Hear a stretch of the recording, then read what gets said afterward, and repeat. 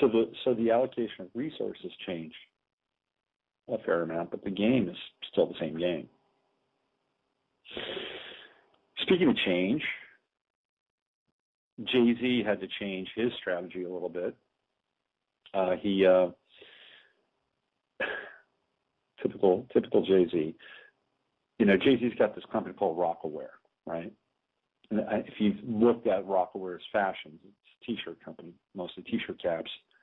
I don't think they make pants. T-shirt caps, hoodies.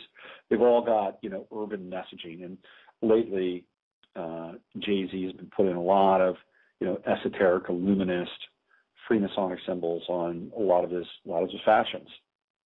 So, you know, he's a cagey guy. He knows he's playing on his own myth of being, you know, in the Illuminati and all that stuff. And likely, you know, Jay-Z is in the game, as I say.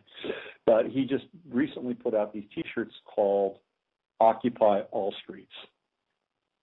And they were $22, which I thought was interesting, being the master number. Remember the master builder? $22.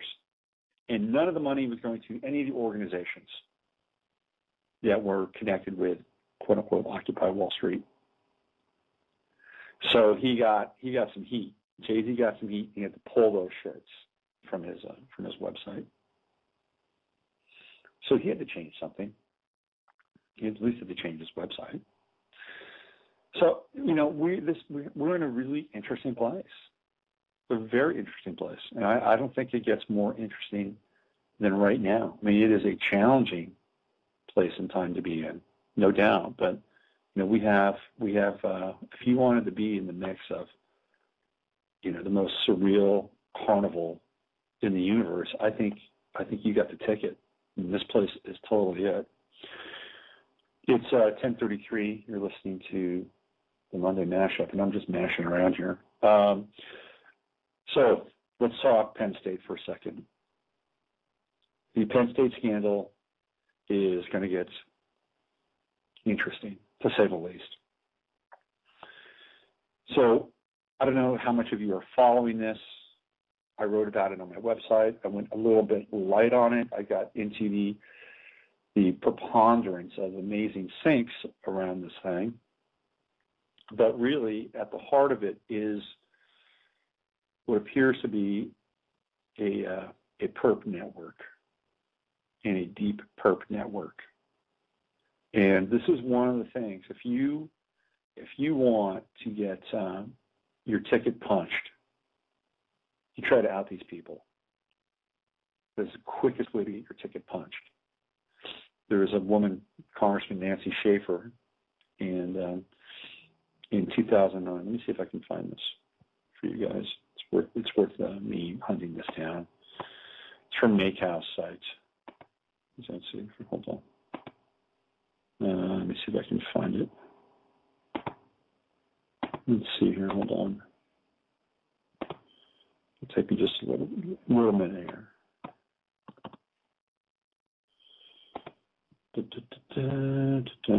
Almost there.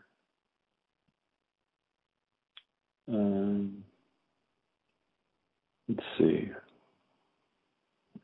Here we go. So this is from Henry Maycow. Hayden Fox, who is a contributor to Henry's site, talks about this woman. Her name is, in 2004, Georgia State Senator Nancy Schaefer found evidence of deep corruption within the Federal Child Protective Services System, CPS, which handles children designated as wards of the state. She reported that the adoption of the Safe Families Act, set in motion by President Bill Clinton, offers cash bonuses to the states for every child they adopted out to foster care. In order to receive the adoption incentive bonuses, local child protective services need more children. So CPS aggressively went after kids so they could get money. Horrible system. Clinton's federal changes to CPS and the juvenile system rewards corruption and shelters molesters. She realized the federal government is a part of the international trafficking of children. Schaefer was suicided in March 2010 after speaking at the World Conference of Families in Amsterdam in 2009. This is what happens. This is what happens when you try to get into that snake pit. And it's going to be interesting to see what happens with the whole Penn State thing and how the media portrays it. Right now, they're erasing Joe Paterno. It looks like Joe Paterno is going to be the scapegoat in some way. It remains to be seen how much Paterno actually knew. And I'll tell you what, right now, you're not going to find out, ever. First of all, Joe Paterno is almost 90 years old. He's not the sharpest tool in the shed. He can't hear. I've heard radio interviews with him, and he keeps asking the radio host, what did you say? What did you say? I mean, he can't hear. So Joe Paterno is not going to be your greatest and most lucid source for any of us.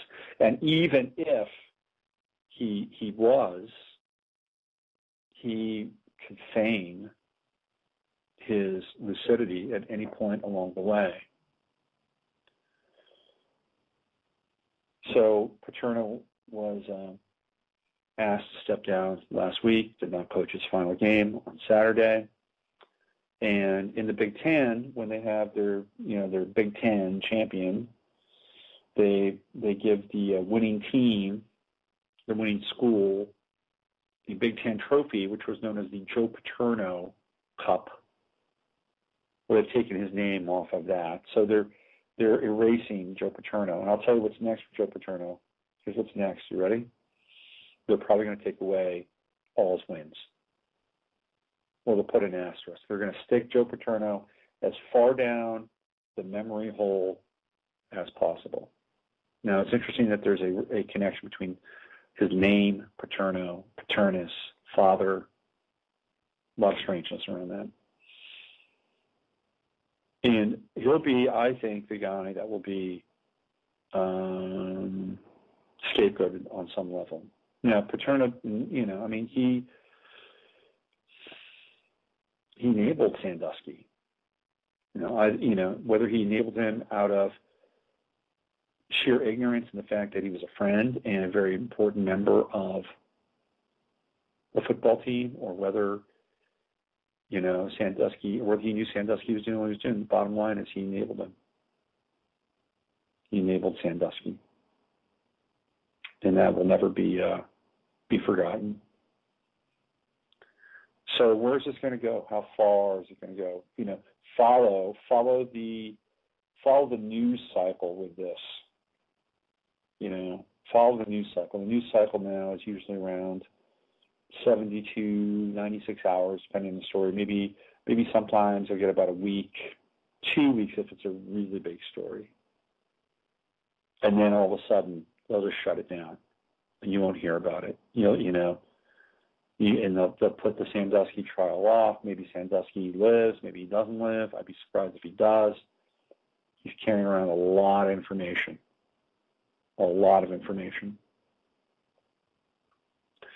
Now, if there were a number of very brave individuals that wanted to go after this, it would be the skeleton key, I think, that would unlock this pedophile ring.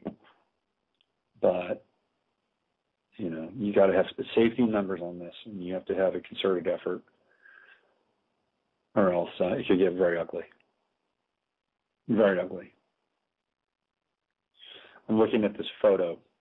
If you go to henrymakow.com/Penn State, you'll see a very strange photo of Jerry Sandusky. And, anyway. So the Penn State thing, keep your eyes on that. I think it's big. Where will it go? I have no clue. It'll either be consigned to the dustbins of history, or the whole thing will become completely and utterly unraveled. Marvin Bush is he's on the National Collegiate Athletic Association Board of Directors. So Marvin Bush is George Bush's brother. He's deeply, deeply entrenched in the NC2A. So, the Second Mile, by the way, was a house. It wasn't just an organization; it was a house for kids, man. It was a house for kids in transition. It was a this is what Nambo would call a chicken ranch. That's what Second Mile was. All right, what else do we have going on? Iran. Oh, yes, Iran. Iran is out there in the distance. And the good news about, I'll share with you some good news about Iran. In Israel's astrological chart, Israel has Leo at the midheaven. And we've just seen Mars cross over every single one of Israel's significant planets in the 10th house. And we've avoided conflict with that crucial Mars passing. And now Mars is going into Virgo in the 11th house for Israel. And that's going to be interesting because the 11th house is, it's the house of public perception. It's Aquarius. It's the house of, utopian dreams and, progressive orders and all that stuff. So, Mars in Virgo is very, very critical, very critical.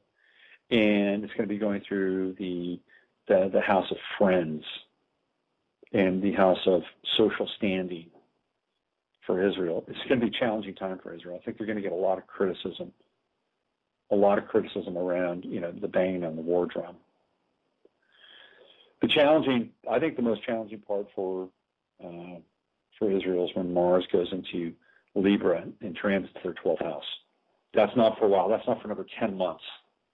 I think that's the most challenging piece. The other challenging piece coming up for Israel is going to be Saturn in Scorpio transiting its first house.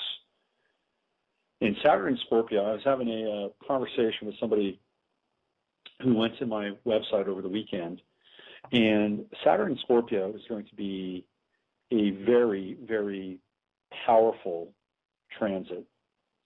Because what we've been looking at with Saturn in Libra, especially over the last few months, we've really seen Saturn in Libra, kick up its heels. The whole Occupy movement is part and parcel of Saturn in Libra, right? Fairness. We all want fairness, equality, redistribution of wealth. That's all Saturn in Libra stuff. We're seeing it on a social scale. We got another year of Saturn in Libra, by the way. Saturn moves out of Libra in, I believe, October of 2012, and then moves into Scorpio for 2.5 years.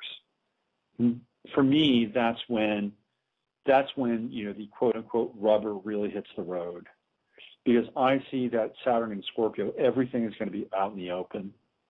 People are going to be, dealing with the underbelly, and not just the underbelly, but how long the underbelly has been seething with corruption.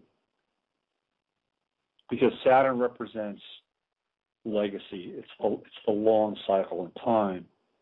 And so we're going to be face to face really with everything with Saturn and Scorpio. And I think it's the most crucial time from a collective and an individual standpoint, because not only do we experience all these things on a collective level, we experience them on an individual level as well.